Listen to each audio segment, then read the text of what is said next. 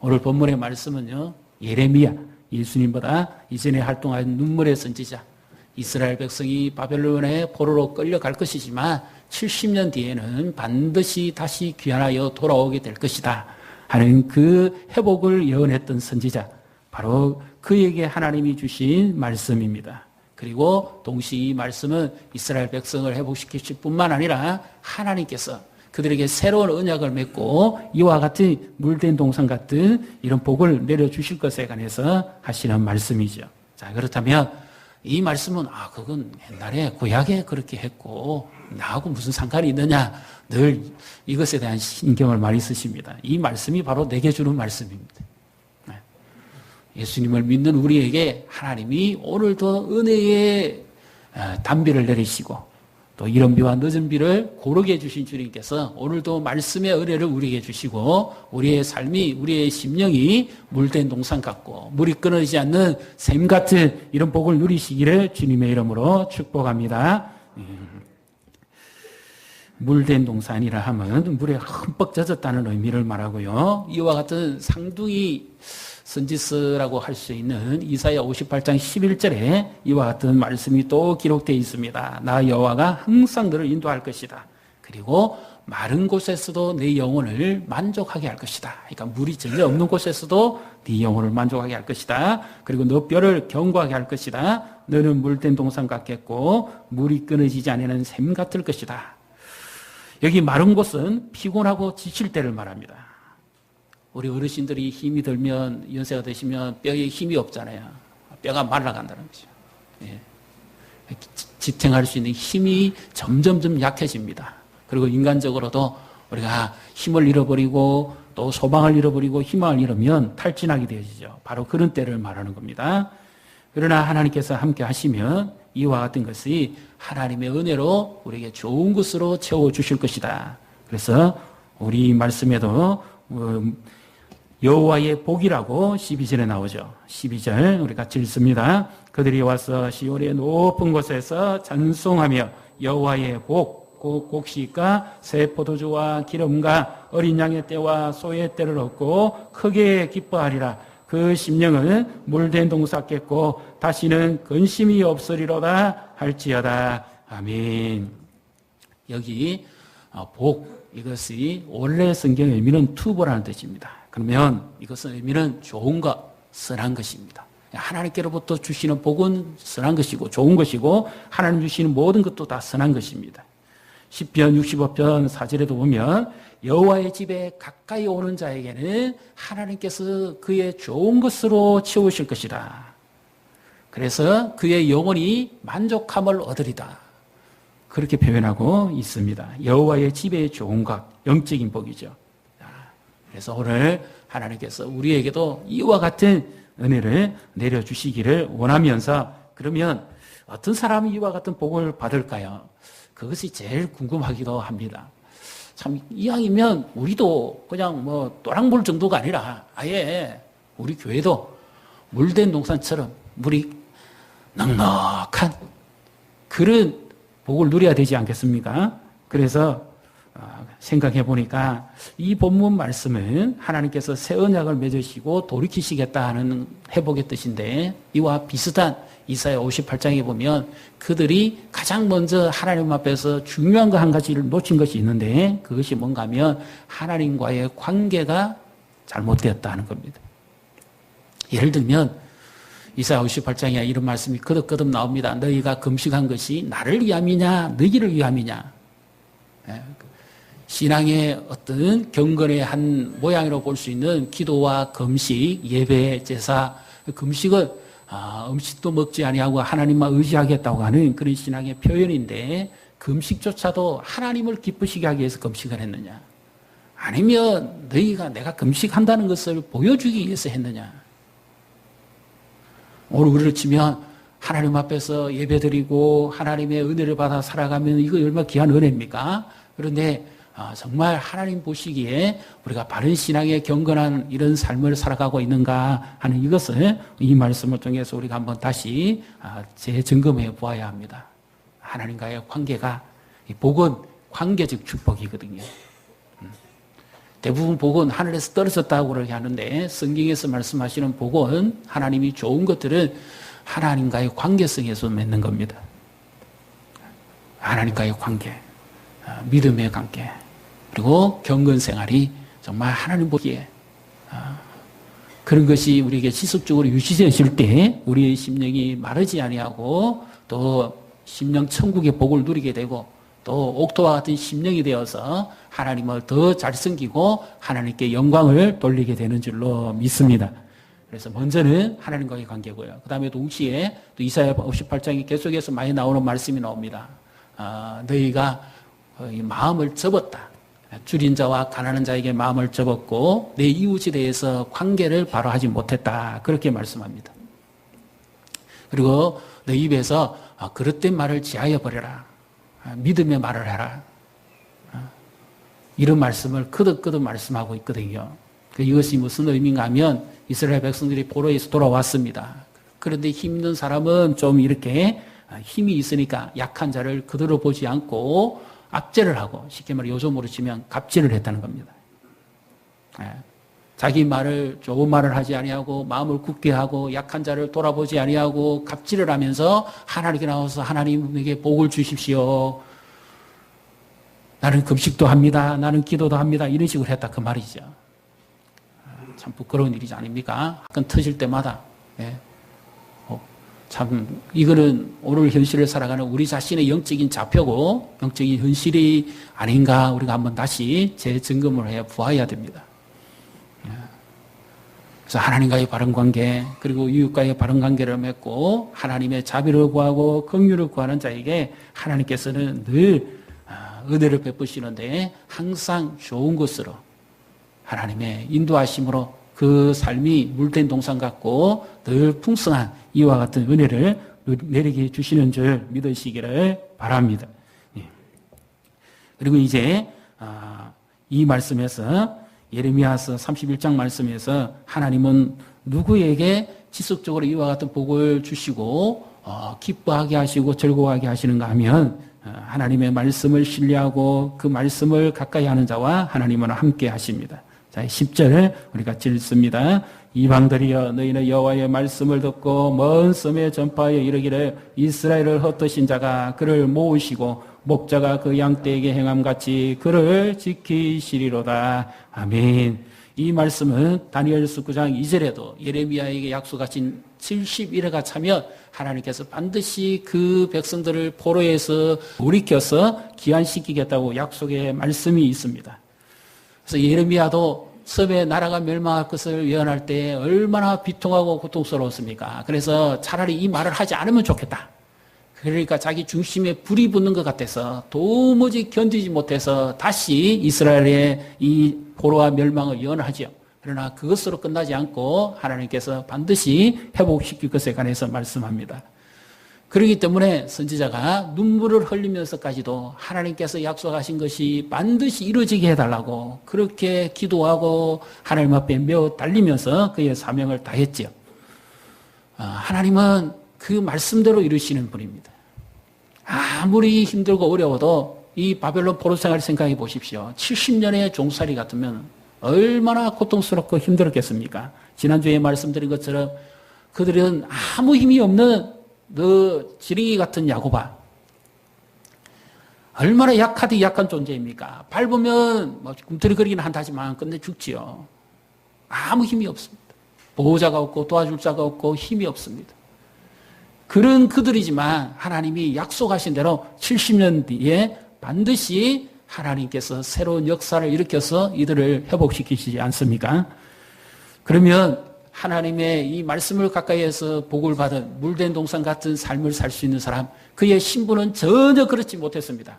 그는 아버지 집에 있다가 난데없이 심부름 한번 잘못 가가지고 그의 인생이 졸지에 사랑받는 아들에서 노예로 전락해 버립니다. 그리고 아버지 집에서 하나님의 그 좋은 것을 누리고 살다가 갑자기 누더기 같은 노예 옷을 입고 감옥에 갇히기도 하고 억울한 일을 당하기도 합니다. 창세기 39장 2절에 여호와께서 요셉과 함께 하심으로 그의 범사가 형통하게 되었더라. 여기 여호와께서 요셉과 함께 하셨다는 이 말씀을 오늘 의미로 드리면 이와 같은 겁니다. 요셉은 은혜의 샘, 하나님의 샘에 늘 그의 인도함이 있었다는 거죠. 요셉의 인생은 마르지 아니했습니다. 왜요? 물 같은 하나님의 은혜가 계속 공급되었기 때문에. 그가 보디발의 집에 있든지 노예 생활을 하든지 감옥에 갇혀 억울하게 옥고를 치르든지 하나님의 은혜가 지속적으로 물과 같이 그에게 계속 흘렀다는 겁니다. 얼마나 메마른 곳입니까? 노예 생활, 감옥 생활. 여기 무슨 빛이 있고 소망이 있습니까? 그렇지만 하나님은 약속하신 대로 마른 곳에서도 내 영혼을 만족해 하며 내 뼈를 견고하게 할 것이다. 그리고 너는 물된 동산같이 될 것이다. 하나님의 은혜의 강줄기가 그에게 계속 지속적으로 임했다는 거죠. 창세기 49장 22절에 요셉은 무성한 가지라 곧 그 가지가 담을 넘었다. 요셉의 그 영향력이 있는 비밀이 뭡니까? 하나님의 강변에 잠겨 있었기 때문입니다. 말씀의 강수에 잠겨 있었기 때문이죠. 요셉이 노예 생활을 하든지 보디발의 집에서 아니면 옥살이를 하든지 갇혀 있었지만 요셉은 무엇을 생각했을까요? 저는 이렇게 생각해 봅니다. 요셉이 만약에 그 아버지를 생각했다면 요셉은 거기서 아마 오래 살지 못했을지도 모릅니다. 야곱을 생각하면 우울증 걸리지 않겠습니까? 요셉이 생각할 수 있는 게 무엇이 있었겠습니까?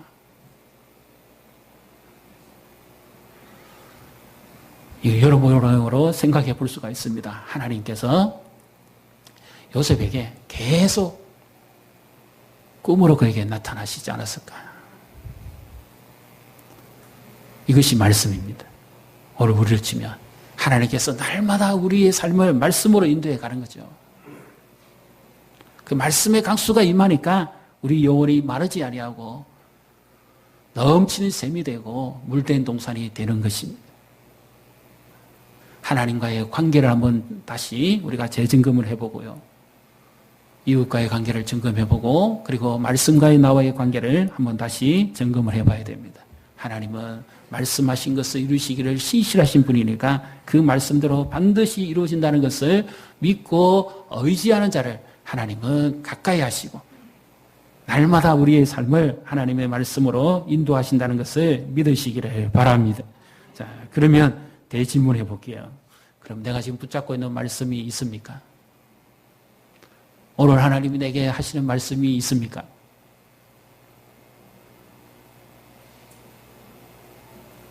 지금 하나님이 내게 말씀하시는 것이 있습니까?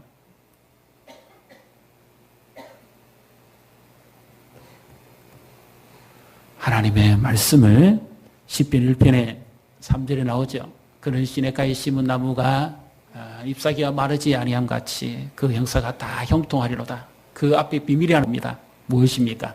2절에 그는 여호와를 주야로 묵상하며 악인과 죄인과 오만한 자의 자리에 앉지도 쓰지도 동행하지도 아니할 뿐만 아니라 하나님의 말씀을 주야로 묵상하는 사람. 그의 심령은 물된 동산 같고 그의 잎사귀는 마르지 아니하며 그의 인생은 피곤하지 아니하며 그의 삶은 늘 충만한 삶을 누리게 되어진다는 것이죠. 그래서 우리가 물된 동산이 되어지기 위해서는 먼저 내 심령이 하나님의 말씀의 강수로 충만할 때 우리의 삶이 더욱더 풍성하고 기쁨이 넘치게 될 줄로 믿습니다. 여기 물된 동산에 마지막 단어에 이런 단어가 하나 나오죠. 다시는 근심이 없으리로다. 우리 12절 같이 읽습니다. 그들이 와서 시온의 높은 곳에서 찬송하며 여호와의 복, 곧 곡식과 새 포도주와 기름과 어린 양의 때와 소의 때를 얻고 크게 기뻐하리라. 그 심령은 물된 동산 같겠고 다시는 근심이 없으리로다 할지어다. 아멘.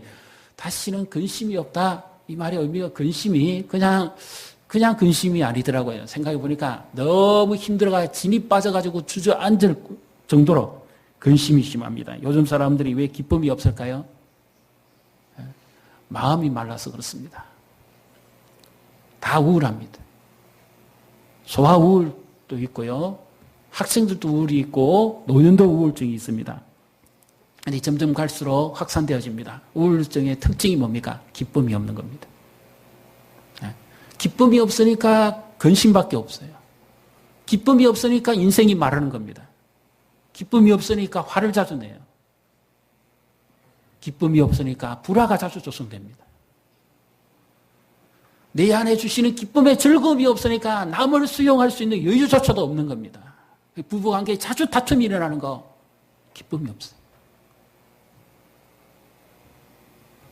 가정에 불화가 자주 일어납니다. 가정에 물된 동산이 되어지지를 못합니다.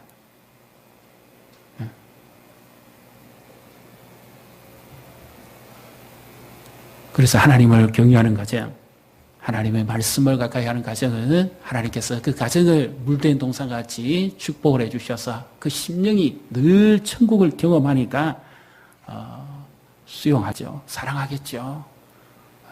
허물이 있어도 진정을 사랑하는 사람은 어떤 의미입니까? 허물이 있어도 예수님의 사랑은 덮어줘 버리지 않습니까? 내 안에 기쁨이 있으면 힘들고 아파하는 사람을 덮어줄 수 있습니다. 내 안에 기쁨이 없으면 오히려 더 화가 나버리는 거예요.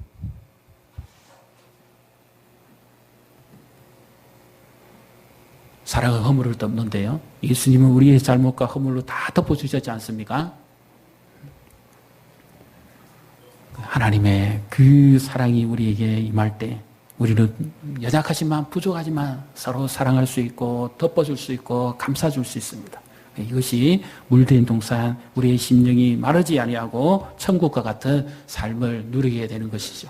그래서 하나님과의 관계 속에서 하나님을 경건하게 그리고 또 말씀의 강수를 경험하며 살아가는 이 모든 일에 하나님께서 우리를 회복시키시고 또 이와 같은 물된 동산의 복을 물된 동산의 가정 물된 동산의 삶과 우리 성도들이 되시기를 주님의 이름으로 축복합니다.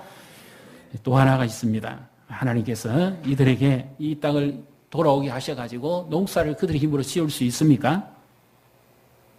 강이 없습니다. 고대는 강이 있는 그 주변에 문명이 많이 발달하지 않았습니까?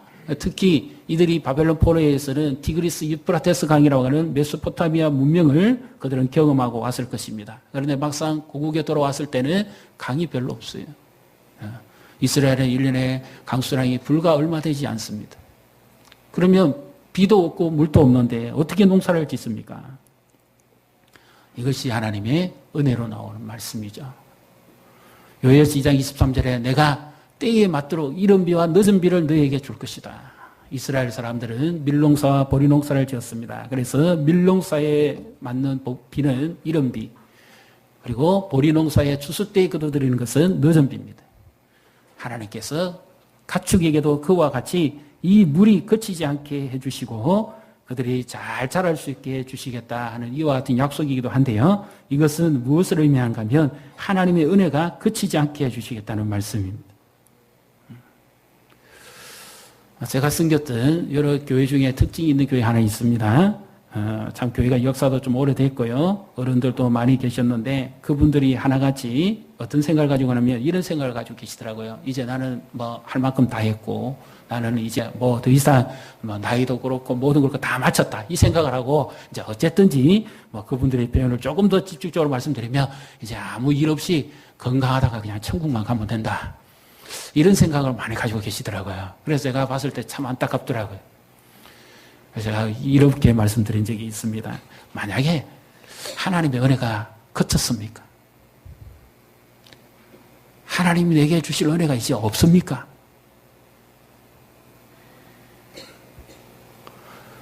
그러면 병원에 가서 가만히 계시다가 천국 가시면 제일 좋습니다. 그러나 하나님이 내게 베푸실 은혜가 아직 남아있다면 결코 이렇게 끝났어는 안 됩니다. 청교도 신앙은 특징이요. 가장 큰 은혜는 제일 마지막에 내린다 하는 그런 생각을 가지고 있습니다. 고난 중에도 아직까지 하나님께서 내게 주시는 가장 좋은 것은 오지 아니했고 내 인생이 아직까지 마지막 내가 호흡하고 있는 동안에는 아직까지 하나님이 내게 베푸실 은혜가 그치지 않았다. 믿습니까? 그렇기 때문에 은혜를 사모해야 됩니다. 이른 비와 늦은 비라는 말의 의미는 은혜를 사모하고 은혜를 가까이 하는 자에게 하나님은 은혜를 베푸시는 것이죠. 내게 은혜의 강수가 거쳐버리면 인생이 메말라 버립니다. 힘이 없습니다. 바짝 말라버립니다. 지금 요즘 폭염 때문에 농작물이 바짝 말라버리지 않습니까? 무엇을 건질 것이 있습니까? 하나도 건질 것이 없잖아요.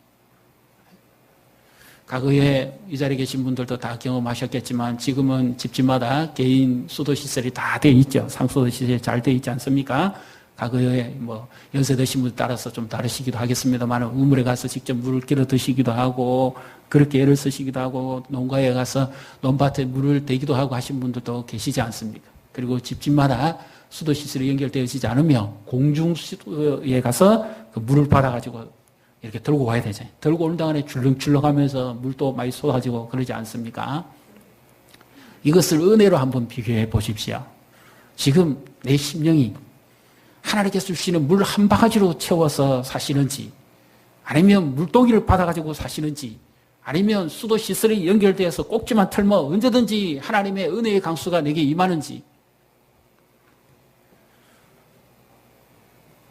어떻습니까?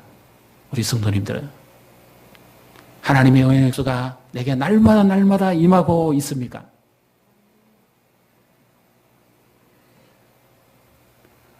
하나님 우리에게 이 은혜 베푸시기를 기뻐하십니다. 그리고 예수님도 사마리아 수가성 여인에게 가까이 가셔서 하신 말씀이 뭡니까? 내가 주는 물은 그 속에서 솟아나도록 영생하는 샘이 될 것이다. 그리고 예수님이 성령을 부으실 것에 관해서 말씀하시지 않습니까? 그래서 이 물된 동산의 축복은 은혜의 생수가 지속적으로 공급되어집니다. 인생이 메마르고 힘들어도 다시 일어설 수 있는 힘, 결코 주저앉지 않고 다시 회복할 수 있는 힘, 이 모든 것이 하나님의 은혜로만 이루어진다는 사실을 믿으시기를 바랍니다. 지금까지 인생을 살아오시면서 경험해 보셨잖아요. 그때 내가 어떻게 내 스스로 일어날 수 있었느냐? 아닙니다.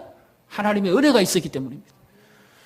우리 교회도 하나님의 은혜가 지속적으로 임해야 될 줄로 믿습니다.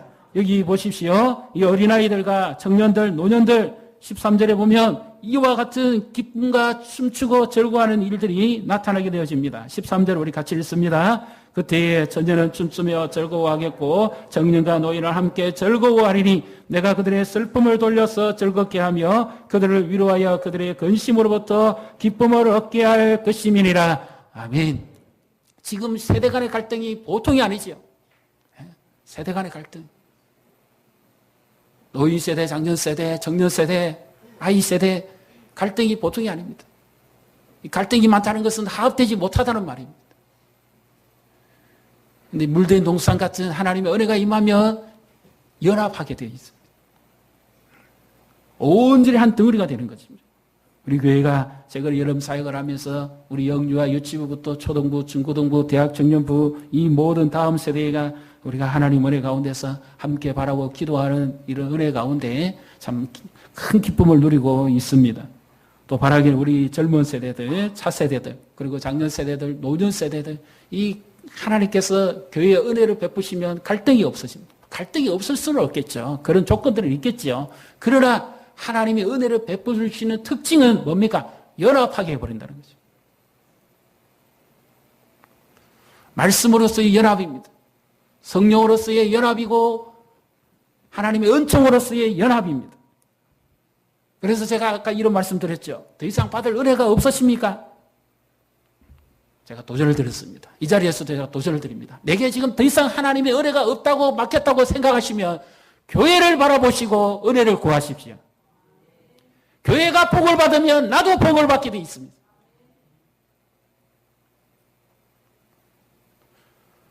우리 다음 세대 우리가 그렇게 기도하고 애쓰고 수고하는 거 얼마나 귀한 그런 은총입니까? 이들이 자라서 복을 받으면 우리도 함께 그 기쁨을 누리게 되고요. 교회가 복을 받으면 지역이 변하고 교회가 받으면 세대가 연합되어지고 교회가 복을 받으면 하나님의 나라가 확장되는 줄로 믿습니다.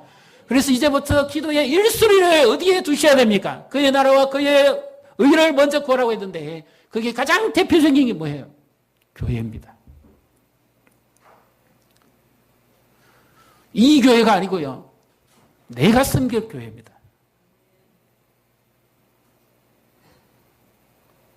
내 눈물과 사랑이 묻어있는 것이고 희생과 감정이 묻어있는 것입니다.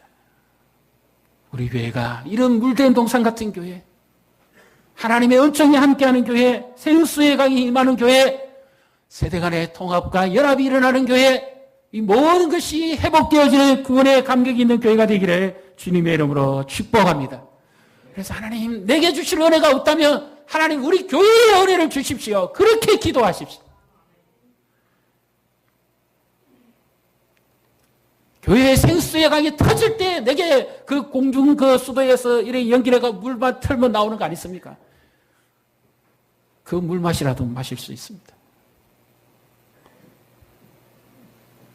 하나님은 그렇게 하실 분은 아닙니다. 예수께서 이 땅에 오신 이유는 우리를 하여금 생명을 얻게 하고 양으로 그 풍성하도록 하시기 위함인데 하나님께서 아직까지도 내게 주실 은혜 그리고 내가 받은 은혜가 있다면 감사하시고요.